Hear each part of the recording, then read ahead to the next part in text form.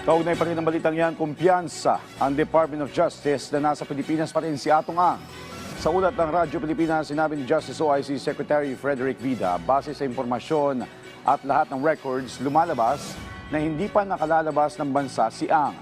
Una na naglabas ng Immigration Look Bulletin Order laban kina Ang habang humiling na ang prosekusyon sa korte na mag-issue ng Hold Departure Order laban sa negosyante para matiyak na hindi ito makalalabas ng bansa.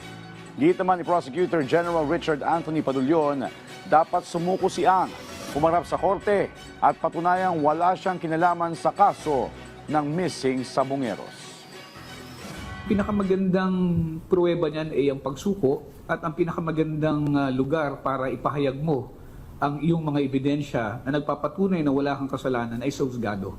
Kung ito'y gagawin natin sa pamamagitan ng media at sasabihin natin na ako na may susuko din pagdating ng panahon, baliwala po yan kasi ang sinasabi nila ay kakaiba sa kanilang ginagawa na patuloy pa rin silang nagtatago.